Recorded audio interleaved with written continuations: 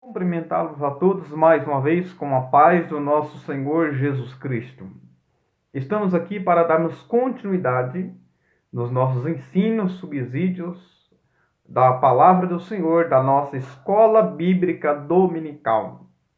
Nós vamos falar hoje sobre a nossa lição de número 8. Você é o nosso convidado. Você pode estar participando conosco presencialmente todos os domingos, às 9 horas da manhã, na nossa sede aqui, em frente à Caixa Econômica Federal, na rua Cuiabá, 146. Todos os domingos, você é o nosso convidado. Aqui nós vamos dar apenas um cumprimento a você, professor ou professora da Escola Bíblica Dominical e também aluno que deseja estar sempre nos acompanhando. Mas eu peço que vocês também se inscrevam em nosso canal para que a cada dia que algo novo caia, você receba de primeira mão aí o nosso conteúdo. Queridos, você sabe qual a diferença entre gestação e comunhão? Qual que é a diferença entre a gestação e a comunhão? Aguarde até o final, eu vou trazer essa resposta bíblica para a sua vida. Aguarde conosco. Lição de número 8. Comprometidos com a palavra de Deus. Texto áureo. Bem-aventurado os que ouvem a palavra de Deus e as guardam. Lucas capítulo 11 e o versículo 28. Essa expressão bem-aventurado é muito mais que feliz, porque ela já está bem, e aventurado quer dizer feliz. Então, bem-aventurado é mais do que feliz. Verdade prática. A autoridade divina da Bíblia deriva de sua origem em Deus. E por isso, por si só, encerra a suprema autoridade das Escrituras com plena e total garantia de infabilidade. Então, nós já vemos aqui nossa verdade prática. A Bíblia, queridos, ela tem a sua origem em Deus. Porém, nós vamos ver autores humanos. Quando alguém perguntar para você, foi homem que escreveu a Bíblia? Sim, foi homens comuns, como eu e você. Porém, eles foram inspirados pelo Espírito Santo de Deus. Então foi o Espírito que sopra, inspira eles a escrever os escritos da palavra do Senhor. Nós estamos aqui, queridos, com um tema muito importante, que é comprometidos. Isso mostra nós termos um comprometimento com a palavra do Senhor. Não basta estar envolvido, mas sim comprometido com a palavra do Senhor. Nós vamos ver aqui alguns itens que faz questão nós aprendermos, que vai ser discorrido nessa lição. Primeiro, eu preciso aprender o que significa, o brado da reforma, sola a escritura para nós. Segundo, como que Deus se comunica conosco atualmente? Terceiro, o que significa perseverança na doutrina dos apóstolos? Quarto, o que significa o modismo? O que é o modismo? Quinto, qual é a preocupação dos apóstolos, Paulo, para o uso da frase maneja bem a palavra da verdade? Você vai ver isso no decorrer desta lição. Então, queridos, nós já vamos estar vendo aqui que a Bíblia é o nosso manual de instrução para a vida. Tudo que eu quero, queridos, Tudo que você quer. Sabe quando você compra algo novo, uma televisão, um celular, ali vem um manual para que você aprenda a manejar aquele material. Assim também em nossas lições. Se eu precisar de resposta para emprego, eu tenho na Bíblia Sagrada.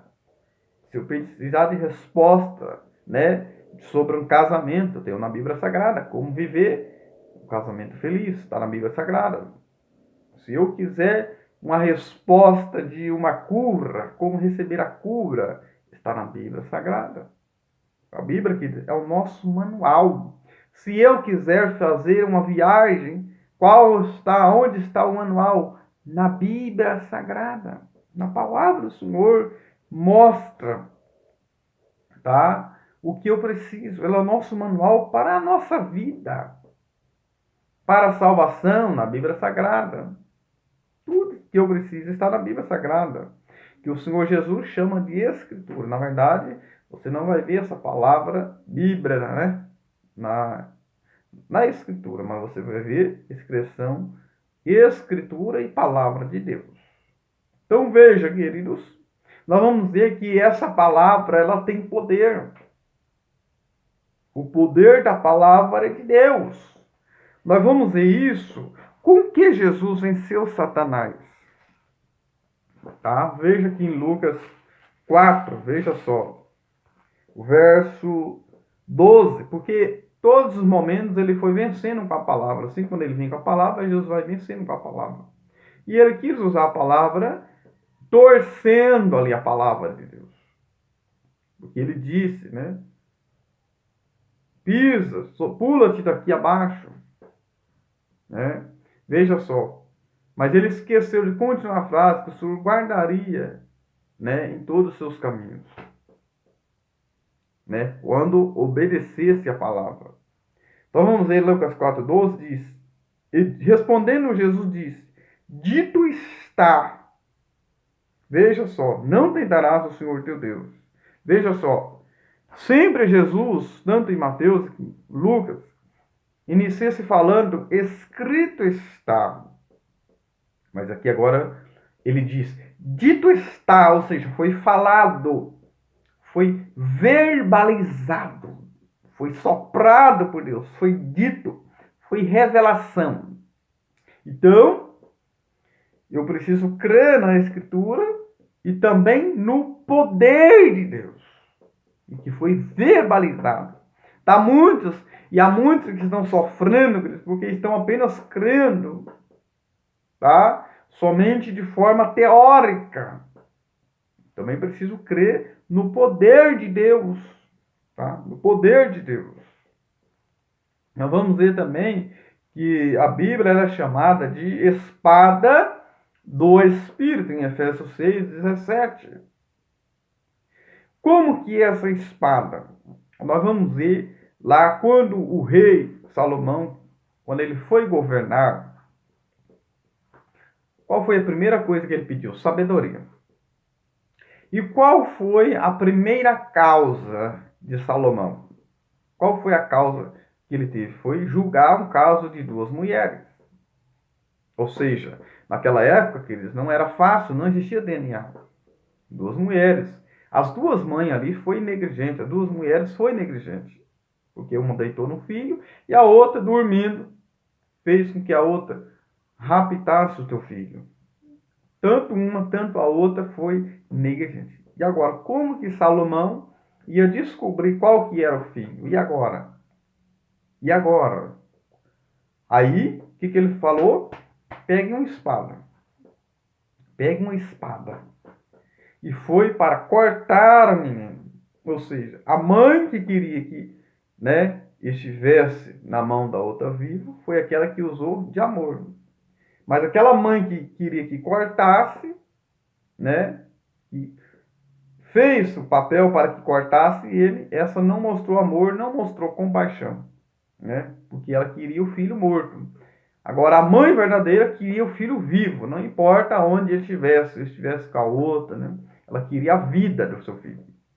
Foi aonde, então, quando foi cortar, a que mostrou amor, compaixão, sentimento, Salomão descobriu quem era a verdadeira mãe, a que sentiu amor no seu coração, sentimento. Então, Salomão ali descobriu através da espada, ele julgou uma causa. Então, como se nós julgaram a causa, né? Resolveram as questões, resolveram a causa. Qual é o nosso princípio? Está baseado na Escritura? Está baseado na palavra de Deus? A Escritura diz que eu posso fazer isso. Aí então Salomão começa a governar. Então entenda bem isso aqui, queridos. Nós não vamos governar se não saber manejar primeiro a espada. Eu preciso aprender a manejar essa espada, queridos. É a palavra de Deus. Assim o soldado ele não vai à guerra se ele não souber, não conhecer as armaduras, se ele não conhecer a espada de equipamento.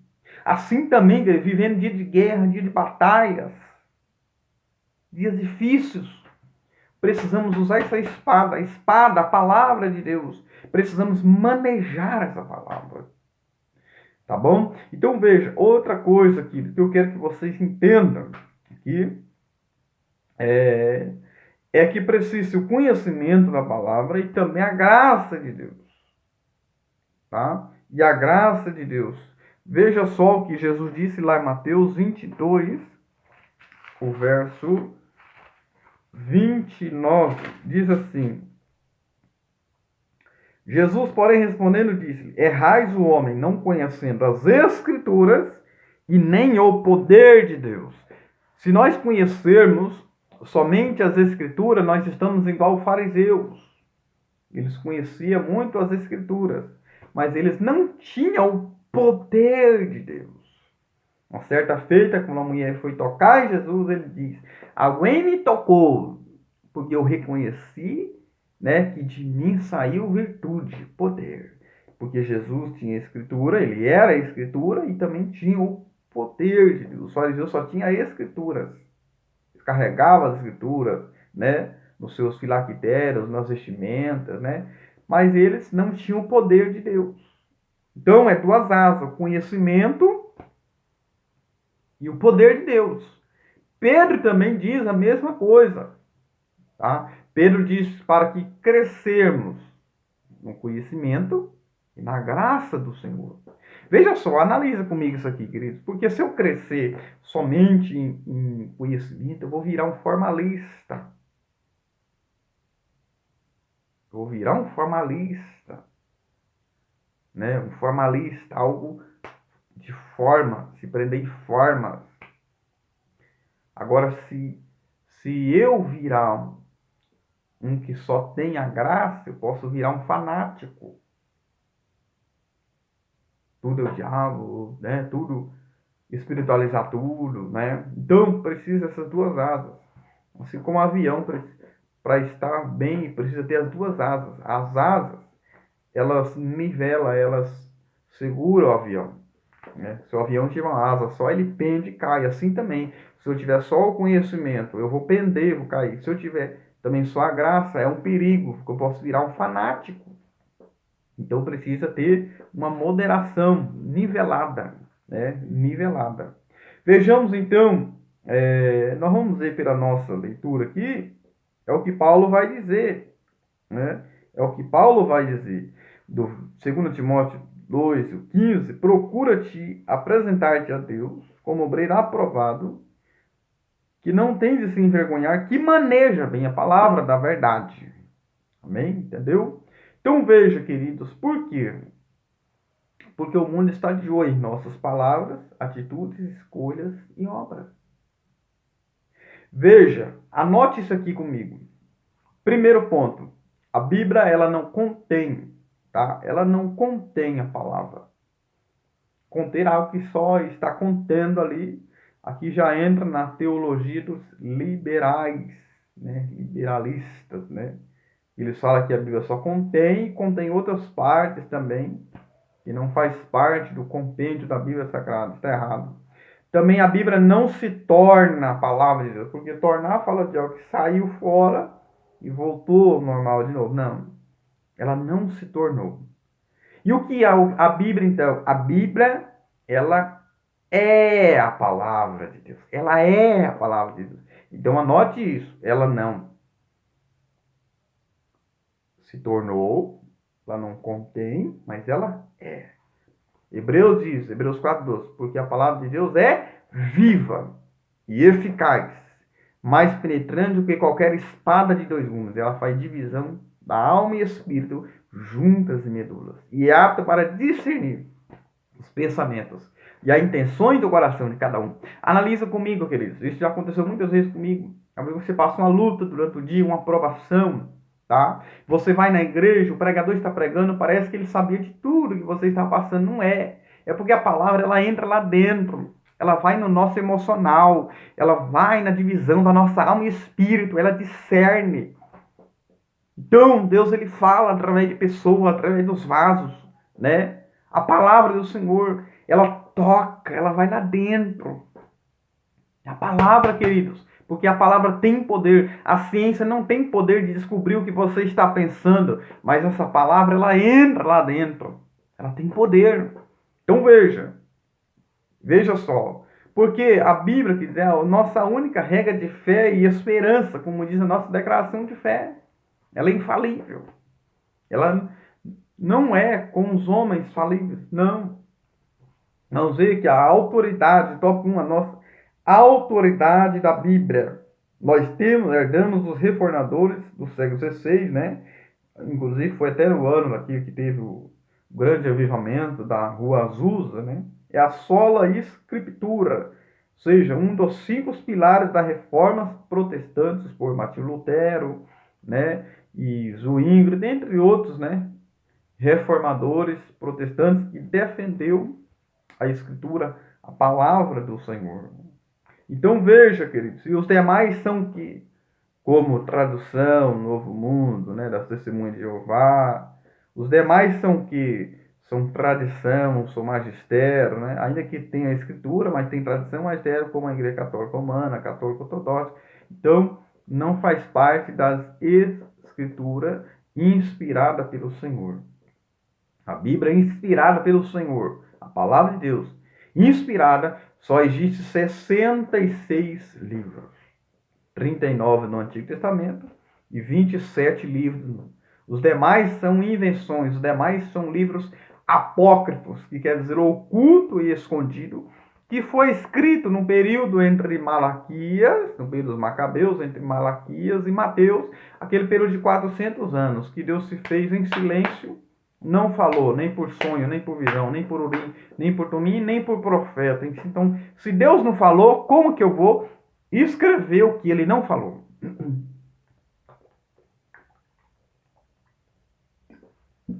Então, esses livros apócrifos foi escrito nesse período aí. Então, veja, analisa comigo.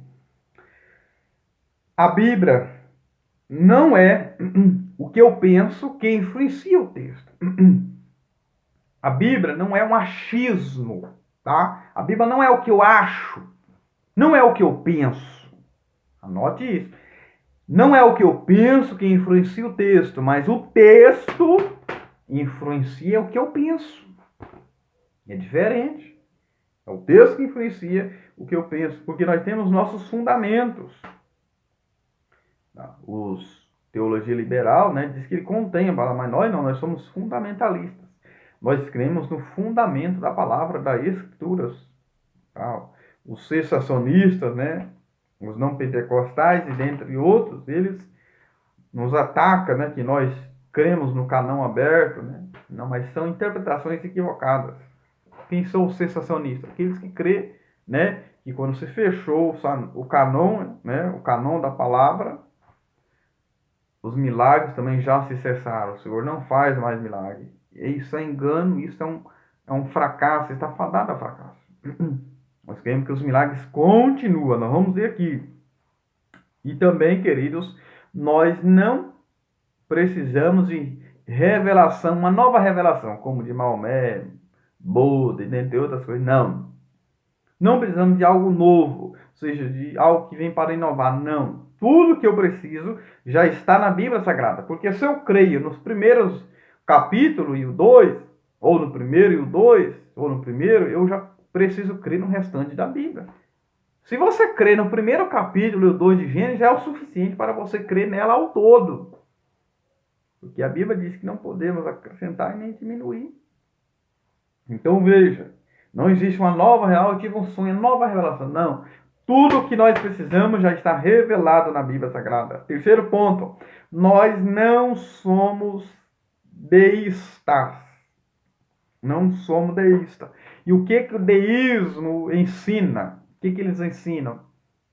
Que o Deus, ele somente criou o homem e hoje ele está distante do homem. Ele soltou a corda.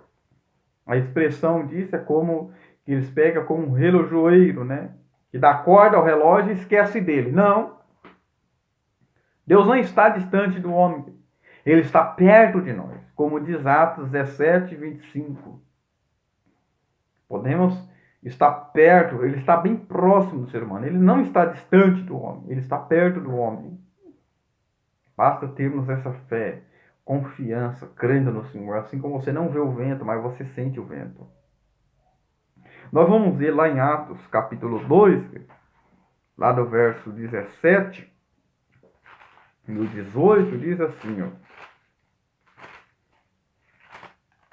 Olha o 16, o que diz. Mas isto é o que foi dito pelo profeta Joel. Veja que aqui Pedro está dizendo que é o que foi dito por ele, não o que foi cumprido por ele. Então os milagres continuam.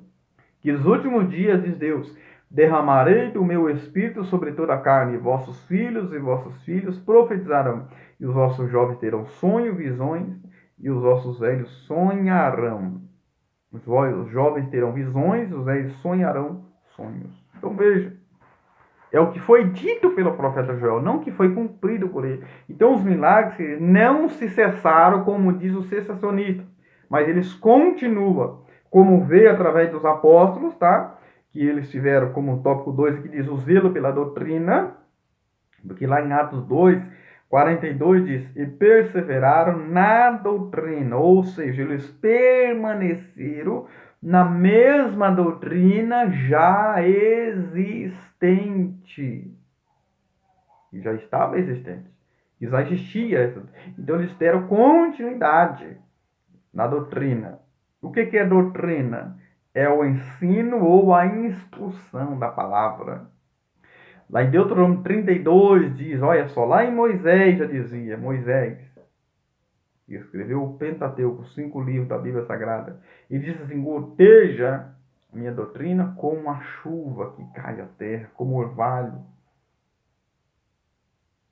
Vai pingando, né? A cada dia você vai conhecendo mais esse Deus através da doutrina, da palavra, né? Da escritura. Então veja, não se cessaram, porque é o nosso conteúdo de fé. Porque quando o apóstolo Paulo, ele diz, como diz a nossa leitura, em 1 Timóteo 4,16, né, em 2 Timóteo 3,16, Paulo diz assim no verso 14, ele diz, trazem essas coisas à memória. Ou seja, não é para criar algo novo, para inventar algo novo da palavra, mas é para trazer aquilo que já tinha em memória. Ele ensina a Timóteo, né? Aquilo que já foi ensinado a ele desde a sua meninice. Ele já aprendia a sagrada letra desde a sua avó, sua mãe. Entendeu? Trazer a memória, como diz lá em João, o verso 14, 26, o Espírito Santo vos fará lembrar aquilo que ele já havia dito. O Espírito Santo vem lembrar, não trazer algo novo, mas lembrar que ele já havia dito, a palavra do Senhor. Então não existe, queridos, uma nova revelação, não. Tudo que precisamos já está na palavra. A nossa confissão de fé, né? Conteúdo de fé é a nossa confissão de fé. E existem os credos, né? Que são genéricos. Os credos, né? Como nós temos o credo, né? Da Assembleia de Deus de Belém, a maioria das igrejas tem o seu credo ali. Nós temos o nosso credo, mas o nosso credo já é algo genérico, mas criado por homem, mas pautado na Escritura, na Bíblia, na palavra. Agora, a nossa confissão de fé expressa a nossa particularidade, a nossa individualidade, ou seja, a nossa crença, a nossa confissão. Lá em Mateus 16, nós vemos ali a confissão de Pedro. Ele diz: tu és o Cristo, o Filho do Deus vivo. Houve-se uma confissão, tá? Houve-se uma confissão de fé, que foram também desenvolvidos ao longo da igreja. O tópico 3 vai falar sobre o cuidado, queridos, quanto aos modismos. Essa expressão modismo é o que é uma nova moda, algo que traz novo. Cuidado, como diz Efésios 4,14, cuidados com o vento de doutrina. Quantas pessoas estão sendo levadas por vento de doutrina, por modismo, coisas novas, como o sopro, o caicai, o dom da unção, dente de ouro, tem todas essas coisas. Nós vemos são modismo, coisas inventadas, são criadas por homem. Entenda isso, queridos. Existe a doutrina de Deus, tem a doutrina do diabo e tem a doutrina do homem. Tem três. Você precisa entender se é doutrina do homem, doutrina de Deus ou do diabo. Entenda isso. Cuidado com esses modismos, né, que essas coisas novas, essas pessoas que promovem essas novas inovações. Porque a igreja não precisa de inovação, ela precisa de restauração, ela precisa de renovação espiritual. Cuidado com esses modismos, né? Veja só, procura apresentar-te a Deus como aprovado. Por que aprovado? Alguém que já foi testado, foi provado, né? Nós vemos que Jesus, ele primeiro passa pelo batismo no Jordão. Depois ele é provado, Marcos diz, ele é provado, ele é levado ao deserto, como o apóstolo Paulo também foi levado ao deserto, foi provado, foi testado. Aí então ele vai ser apresentado para pregar o evangelho. Então vem o batismo, né? Vem a provação, aí vem a execução. Você não pode executar, né, algo sem primeiro ser provado, né? Paulo diz, primeiro prova para ver se for irrepreensível, para ver se servem ainda. Porque quem não é provado, queridos, se servir vai dar problema. Então, primeiro provado para ver se sirva, se ele soar aprovado, né? Alguém vai estar disponível para servir. Nós vamos ver, queridos, como obreiro que não tem que se envergonhar. Que é obreiro? Obreiro, quem é obreiro? É aquele que está ativo, aquele que está envolvido na obra. Não deve dar vergonha, né? Não deve dar vergonha. Não deve dar escândalo, evangelho. Aquele que está envolvido na obra, tanto aquele que fica na porta, tanto aquele que serve água, tanto aquele que está pregando, tanto aquele que está... Ou seja, você está envolvido em uma atividade, em uma obra na igreja. Então você é um obreiro. Você pode dizer, eu não sou obreiro, não. Se você está envolvido em alguma obra, alguma atividade, você é um obreiro. E precisa também, item 4, que maneja bem a palavra da verdade. O que é manejar? Vem na expressão grega, é ortotomel, que é literalmente cortar reto, cuja ideia é cortar em linha reta. É a ideia manter o uso correto. Eu preciso manter o uso correto da palavra. Eu não posso, querido, pegar essa palavra, vamos em vários lugares pregar, né? Usar para desabafo, usar para atacar ninguém. Púlpito, meu querido, não é lugar de desabafo. Não use o púlpito para desabafar, mas sim para pregar, ensinar a palavra do Senhor. Você pode desabafar sim, mas nos pés do Senhor, nos pés do Senhor Jesus. Ele vai cuidar, Ele conhece a sua causa. Não faça isso, porque você vai ferir, você vai matar uma pessoa. Amém? Aprenda isso. Use a palavra, maneja ela do uso correto, né? Cortar reto, ou seja, a ideia é manter o uso correto da palavra. Porque a Bíblia diz que você tem interpretação e aplicação. É dois fios, interpretação e aplicação. Eu não posso aplicar algo que eu não interpretei. Primeiro eu interpreto, aí eu aplico. Encerrando aqui, queridos, qual a diferença entre comunhão, mais importante, do que a gestação? Isso nós vamos ver na Bíblia Sagrada, queridos, lá no livro de Lucas, né? Quando Jesus fala, quando a mulher se levanta, Jesus fala, bem-aventurados, né? Os peitos que trouxe e os que mamasse. Mas Jesus fala assim, antes bem-aventurado aos que ouvem a palavra e o guardam. Ou seja, o que Jesus quis dizer com isso? Que a comunhão é mais importante do que uma gestação. Porque a mulher diz, bem-aventurados os que gerou Jesus. Os que gerou ele. Ou seja, uma vida é muito importante. Está uma vida nasceu. Mas a comunhão, aqueles que ouvem e guardam. O que Jesus quis dizer com isso? É mais bem-aventurado, é mais bem feliz. Aquele que ouve e guarda a palavra do Senhor, porque uma comunhão com Ele é mais importante do que uma gestação. Amém? Que Deus abençoe, se inscreva em nosso canal e seja edificado.